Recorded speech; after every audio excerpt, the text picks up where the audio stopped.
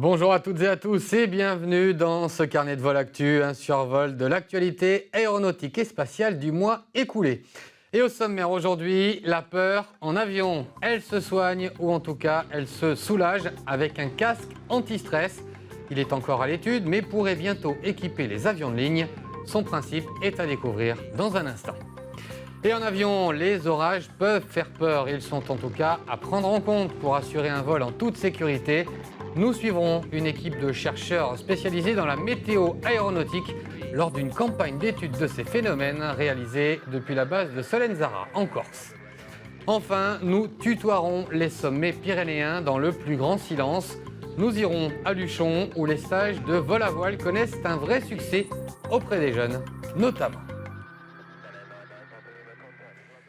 Vous avez peur en avion et vous souhaitez tout de même voyager, alors comment faire? Eh bien, vous pouvez par exemple suivre un stage avec certaines compagnies aériennes qui le proposent ou alors, plus simple, vous équiper d'un casque anti-stress. C'est une innovation de l'Institut Polytechnique de Toulouse. Alors, comment fonctionne-t-elle? Eh bien, réponse tout de suite avec Julie Valin et Fred Dess.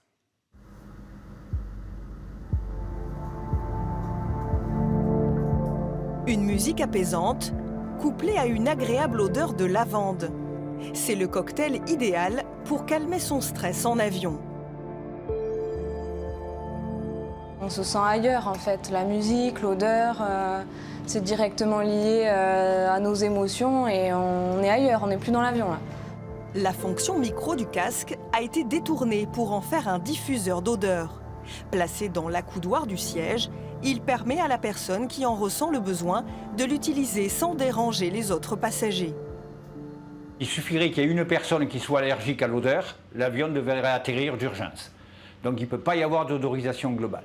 Donc c'est une odorisation au siège et volontairement limitée dans le temps et dans l'espace, de façon que le voisin ne soit pas gêné. L'embout est constitué d'un polymère issu d'amidon de maïs. Le défi pour ces ingénieurs, réussir à l'imprégner d'huile essentielle de lavande. Alors Philippe, expliquez-nous comment vous avez réussi à piéger l'odeur de la lavande dans le bioplastique. Donc le bioplastique est fondu en milieu de machine et ensuite on vient incorporer, encapsuler en quelque sorte l'odeur à l'intérieur du plastique fondu. Donc l'odeur, vous la voyez ici, c'est le goutte à goutte que vous apercevez en milieu de machine. Et en sortie, on va venir figer le plastique dans sa forme grâce au bac à eau. Et derrière le bac à eau, vous avez le fil qui est déjà constitué et qu'on vient tirer et embobiner, tout simplement. Ces filaments vont ensuite servir à créer l'embout odorisant grâce à une impression 3D. L'embout est prêt, là, ça y est, Oui. il a été imprimé. Ça y est. Et il sent. Il sent. Effectivement, il sent la lavande. Alors Voilà. pourquoi la lavande? La lavande parce c'est une huile essentielle qui est très connue pour ses propriétés relaxantes, calmantes, déstressantes. On ne s'en rend pas compte, mais dans la vie de tous les jours, les odeurs nous influencent. Et effectivement, avec les gens qui utilisent des huiles essentielles pour l'aromathérapie, c'est parce qu'elles ont des effets sur leur santé, leur comportement, leur détente. À terme, les chercheurs souhaitent coupler ce casque à des lunettes de réalité virtuelle pour projeter des films associés à des odeurs. Le produit devrait séduire les passagers stressés, puisque dans le monde, une personne sur 7 dit avoir peur en avion. La météo, facteur essentiel de toute activité aéronautique. Et pour la maîtriser au mieux, les scientifiques continuent encore aujourd'hui leur apprentissage de ces phénomènes complexes. Et parmi les plus difficiles à cerner et les plus dangereux également, les orages. Un avion spécialement équipé par Météo France et le CNES notamment vient de passer un mois en Corse avec pour mission justement de mieux comprendre la formation des éclairs. Un reportage de Solange Gradiani et de Marion Fiamma. Déjà samedi après-midi, on avait vu l'arrivée de cette petite goutte froide sur l'ouest de la Corse. C'est le débriefing de Météo France. Il faudra attendre la semaine prochaine pour étudier de plus près les nuages orageux. Récolter de nouvelles informations dans ce domaine est très important car les orages et leurs éclairs gardent bien des mystères. On ne comprend pas comment un éclair peut se propager de très très longues distances, plusieurs dizaines de kilomètres. Et puis, on a encore beaucoup de questions sur leur déclenchement. Qu'est-ce qui fait qu'un éclair se déclenche? Quelles sont les conditions dans le nuage qui conduisent au déclenchement d'éclairs? Et pour comprendre ces phénomènes complexes, un Falcon 20, normalement dédié au voyage d'affaires, a été entièrement transformé en laboratoire volant.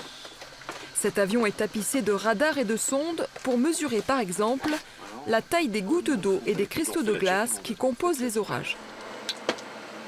Tout ceci en fait permet de diagnostiquer en fait à un instant donné l'état de l'atmosphère, la constitution des nuages ou de ce qui les entoure. Et ça c'est précieux. Ensuite c'est des données qui sont utilisées par les chercheurs pour essayer de mieux comprendre, de valider des modèles, voire de préciser un certain nombre de théories. Cet avion va décoller uniquement par temps orageux pour mieux mesurer l'intensité des éclairs et leur impact. Vous allez avoir des éclairs de courte durée et de courte extension au début de la cellule orageuse et des éclairs de plus en plus longs à la fin de la cellule orageuse.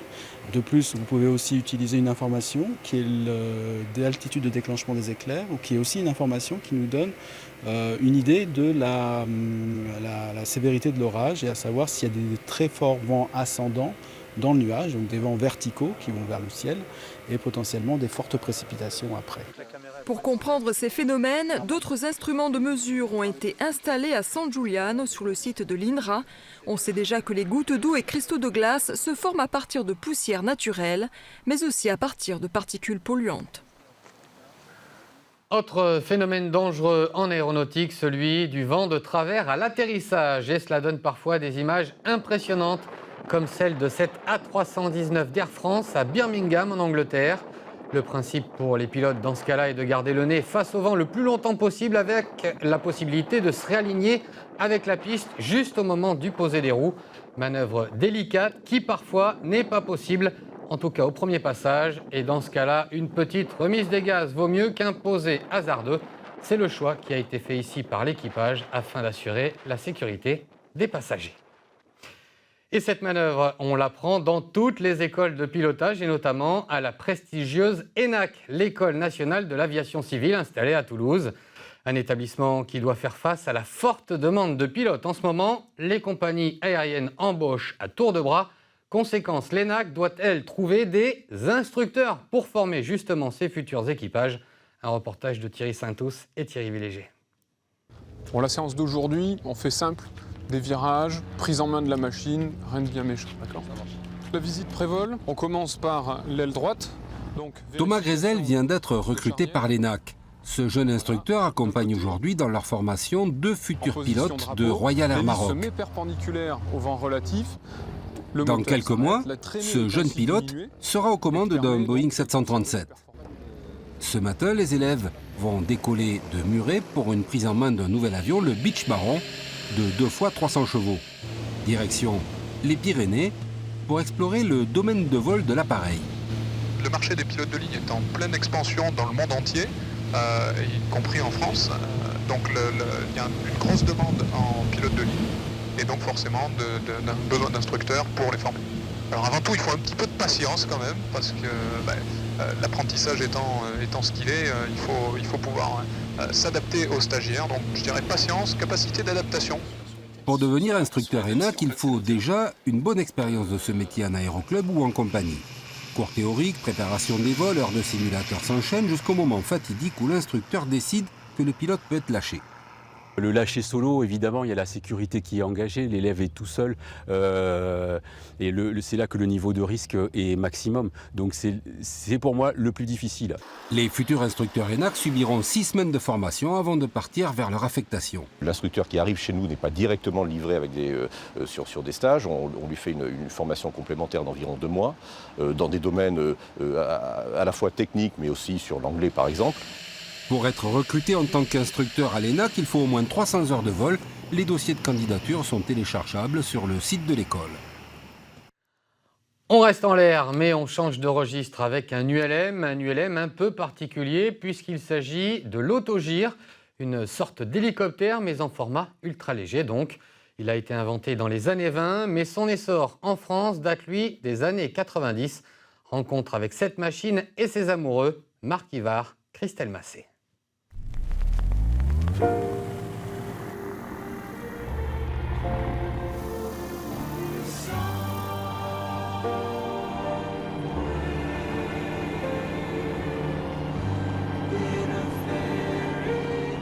Il en existera toujours de merveilleux fous volants dans leur drôle de machine.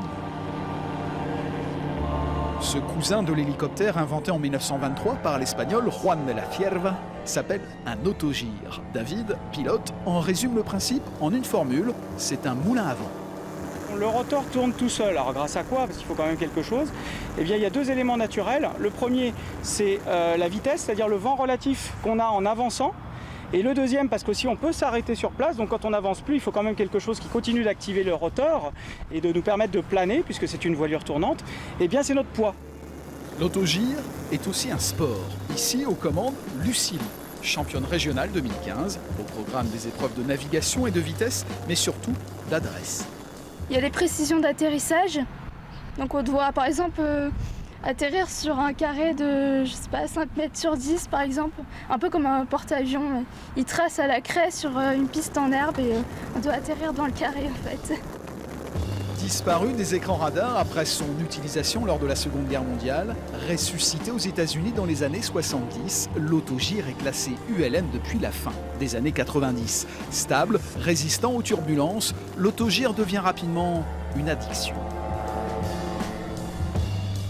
On a une sensation de liberté qui est géniale parce que en fait on peut bouger comme on veut. La machine ne peut pas décrocher. Elle est en sustentation permanente. En fait, la machine, on peut s'arrêter sur place, tourner sur place. Voyez, on peut faire des translations, se déplacer latéralement comme ça. On peut avancer très très vite, on peut s'arrêter d'un seul coup. On a une liberté qui est vraiment totale avec ce type de machine. Baptême de l'air, cours de pilotage, David est aussi un des 3 pilotes français à assurer en autogire la surveillance aérienne des lignes SNCF. Plus écolo, 8 fois moins cher qu'un vol d'hélicoptère, l'autogire a tout pour revenir à la mode.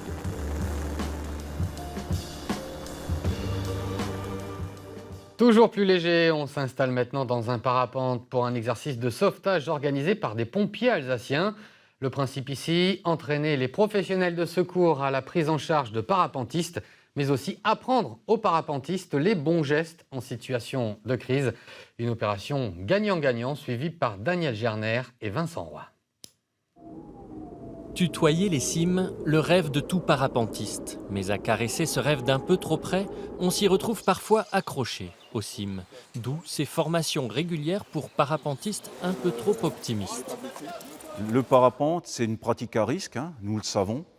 Mais quand on est face à un risque, il faut l'aborder en connaissance de cause et il ne faut jamais confondre ce qui est imprévisible avec l'imprévoyance. Démonstration grandeur nature à l'arrière de la caserne. L'Alsace compte environ 2000 pratiquants et 50 sites dédiés au parapente. Et si les accidents sont de moins en moins nombreux, ils sont quelques-uns à avouer de grosses frayeurs. Ça m'est arrivé, c'était il y a 2 ans. Et c'était tout proche d'ici, c'était dans le massif de l'Altenberg, le rocher du Coucou. J'étais un peu trop près des arbres et puis voilà, je me suis retrouvé dedans, tout simplement. Et on se sent comment? Un peu petit, on ne se sent pas très grand. J'ai eu une petite frayeur et je me suis dit c'est intéressant de venir voir comment se passe une opération de secours dans le cas où si ça devait m'arriver un jour, que je sache comment réagir, garder mon sang-froid et faire les bons gestes pour ne pas mettre davantage en danger, quoi. La première règle, attendre sagement les secours. Les spécialistes du grimpe, le groupement d'intervention en milieu périlleux, se chargent de la descente. Ces exercices permettent à tous les acteurs de mieux se connaître. Alors l'intérêt de cette formation, il est double. D'une part, ça permet aux parapentistes de savoir réagir en cas d'accident.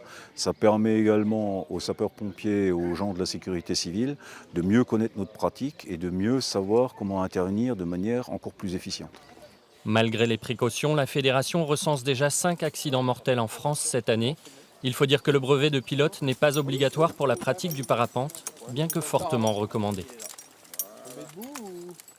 C'est sans doute l'engin volant le plus paisible. Il offre en tout cas un balcon incroyable sur le paysage. On embarque dans une montgolfière pour une balade inédite au-dessus de la Côte d'Or avec Fabienne Acosta, Christophe Gaillard et Pascal Dibetta. Décollage immédiat.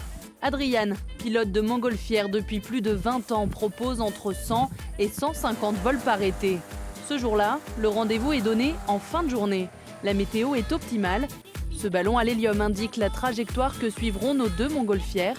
Et après une demi-heure d'installation, le vol va enfin commencer. Nous sommes donc prêts à gonfler ce ballon, ce que nous allons faire avec le brûleur. Ça va tirer le ballon debout, ça va aussi tirer la nacelle debout. J'appréhende pas du tout. N'hésitez pas. Je ne sais pas à quoi m'attendre. Je ne suis encore jamais monté dans une montgolfière. Ça doit être très amusant. J'espère voir de beaux paysages de là-haut. C'est vraiment très excitant. Je voudrais savoir si c'est comme le parapente, où j'ai vraiment une sensation de calme, où on entend les oiseaux, etc. Je voudrais savoir si c'est la même chose. Alors, bienvenue à bord.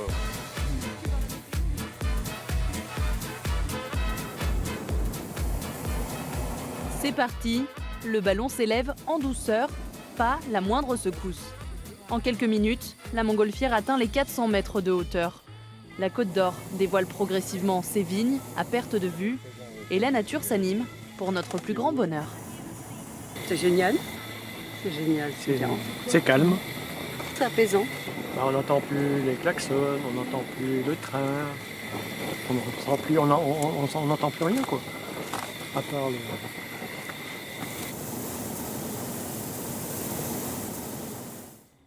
C'est une grande chance de travailler dans un domaine où on voit que des gens heureux, en gros. Le vol en ballon, ça donne cette sensation de légèreté, de liberté. Et les gens sont assez surpris du calme. Et justement, le fait de se laisser emporter par le vent, il n'y a aucun mouvement. Et oui, c'est fascinant. Ouais. Pendant 1 heure, au gré du vent, la montgolfière nous balade entre Beaune et La Roche-Pau. Nous survolons ce jour-là 5 villages de la côte de Beaune, avec notamment les célèbres vignobles de Pommard et de Meursault. Une parenthèse saisissante entre ciel et terre. La montgolfière ne se dirige pas, c'est le vent qui nous emmène. On avance à la même vitesse que le vent, dans la même direction. Nous n'avons pas le choix. Notre seul moyen de diriger, c'est de prendre des courants de vent qui nous emmènent plus d'un côté ou plus d'un autre. On passe surtout beaucoup de temps avec la météo à se dire on y va, on n'y va pas, on donne rendez-vous, on ne donne pas rendez-vous. Ça, c'est relativement compliqué. Il faut qu'on vole quand les conditions météo soient bonnes. Donc, évidemment, nous, on essaye de déterminer les conditions de vent. On choisit le point de départ en fonction, mais ça garde un côté aléatoire, un petit peu en fonction des conditions. Des fois, on est plus précis dans nos prédictions, et puis des fois, c'est plus aléatoire. Donc quand on monte dans la montgolfière, on ne sait pas du tout où on va atterrir? Exactement, chaque vol est différent. Retour sur la terre ferme, à Meloiset, 2 km plus loin. Atterrissage en douceur, au milieu d'un champ, comme tout avait commencé. Tout aussi silencieux mais plus tonique, le vol à voile. Je vous le disais en titre, la discipline attire de plus en plus de jeunes. Et cet été, Bagnères de Luchon en a été le témoin avec en prime un paysage exceptionnel. Thierry Santous, Régis Cotias.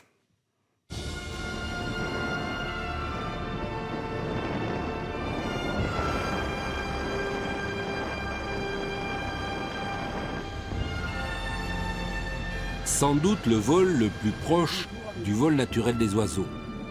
Dans un paysage à couper le souffle, les planeurs de l'aéroclub de Luchon parcourent le ciel des plus hauts sommets des Pyrénées pour des voyages sans moteur, portés par la force invisible des vents. Ici, ce sont surtout les jeunes qui viennent apprendre cet art du vol. Chaque été, ils sont une douzaine à suivre la formation. Tu fous des petites corrections s'il faut.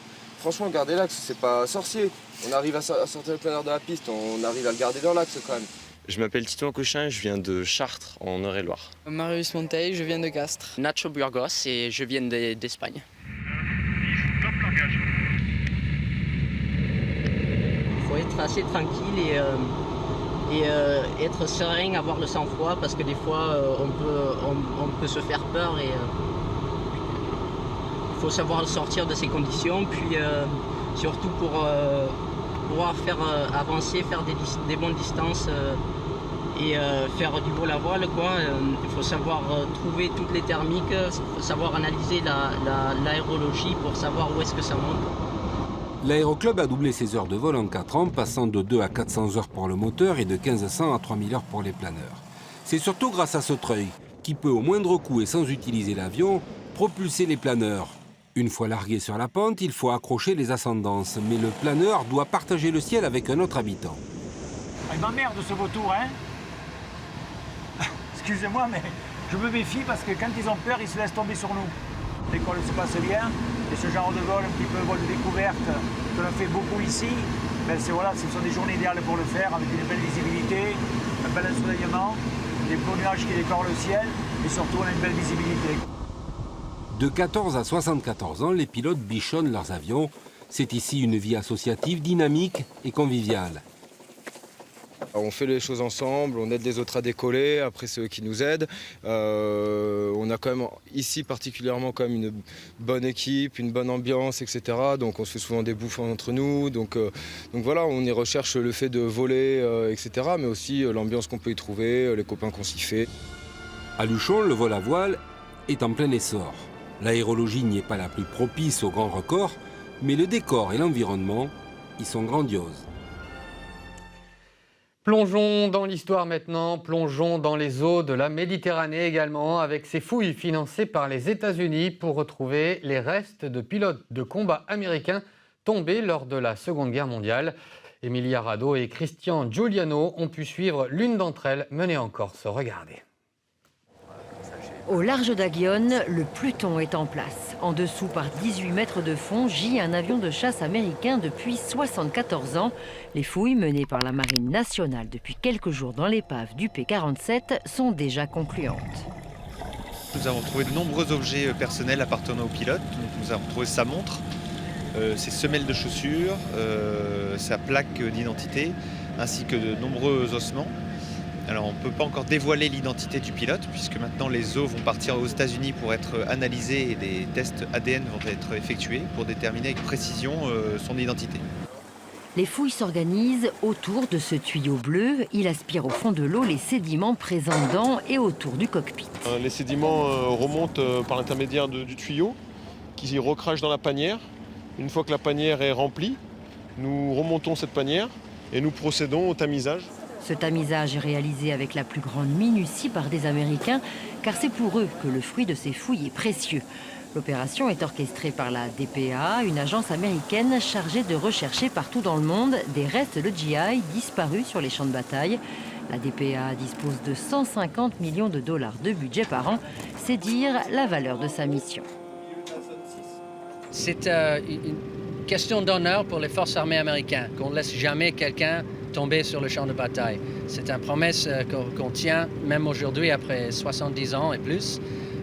Et le Congrès a mis assez d'argent dans un budget pour faire des recherches pour les 83 000 qui sont disparus. Les restes du pilote découvert à Aguillon, une fois formellement identifiés par l'ADN, seront inhumés lors d'une cérémonie dans un cimetière américain, en Corse ou à Arlington en Virginie. Sur les 83 000 soldats américains disparus au combat, 27 500 corps pourraient être retrouvés, d'après la DPA. Histoire encore avec le centenaire du premier vol de l'Aéropostale. Il a eu lieu le 25 décembre 1918 entre Toulouse et Barcelone. Ce premier vol inaugural a été reconstitué il y a quelques semaines à l'occasion du départ du rallye Toulouse-Saint-Louis du Sénégal qui chaque année retrace le parcours des pionniers de l'Aéropostale. Notre Breguet 14 nous attend en bout de piste de Montauran. À ses côtés, Thierry Saint-Tous et Emmanuel Fillon. Moi, j'ai cet avion dans mon bureau, miniature évidemment, reconstitué. On me l'a offert il y a quelques années et jamais j'aurais pensé que je volerais dans un avion que j'avais sur mon bureau datant de siècles, une reconstitution. C'est extraordinaire. Pendant presque 3 heures, à une vitesse d'à peine 130 km/h, le Breguet rejoint la Méditerranée en survolant les Corbières, puis longe le littoral du Roussillon et entre en Espagne, exactement comme le faisaient les pionniers. Aujourd'hui, le temps est clément et l'arrivée à Barcelone-Sabadell se fait en douceur. Donc pour nous, c'était du beau temps. quand même, voilà, et on mesure quand même l'exploit de ces gens-là tous les jours, de jour, de nuit, par mauvais temps. Et c'est vrai que la côte là est assez accidentée, il n'y a pas de quoi se poser. Ce Breguet 14 vient de relier Toulouse à Barcelone. Il commémore le 100e anniversaire du premier vol entre les deux villes et donc du premier vol d'exploration vers la route de l'Afrique qui plus tard deviendra les lignes aériennes Latécoère et jusqu'à Dakar et jusqu'à l'Amérique du Sud, l'aéropostale. Le rallye Toulouse-Saint-Louis poursuivra son périple pendant 5000 km jusqu'au Sénégal. Quant au Breguet, après ce bel hommage aux pionniers, il regagnera son hangar à Castelsarrasin. Et notez que nous vous offrirons un carnet de vol spécial consacré aux 100 ans de l'aéropostale, un numéro tourné à Tarfaya, l'ex-Cap Juby, où était basé notamment Saint-Exupéry. Numéro à retrouver début décembre. Autre rendez-vous à ne pas manquer, celui de carnet de vol dans 15 jours. Il sera consacré au vol 0G de Novespace ou comment recréer la pesanteur spatiale dans un avion. Un exercice qu'a pu tester Usain Bolt dans le cadre du tournage d'une publicité pour un champagne et que vous pourrez donc découvrir dans 15 jours avec nous. Mais d'ici là, samedi prochain, vous avez également rendez-vous avec un prochain carnet de vol. D'ici là, très bon vol à toutes et à tous et merci de votre fidélité.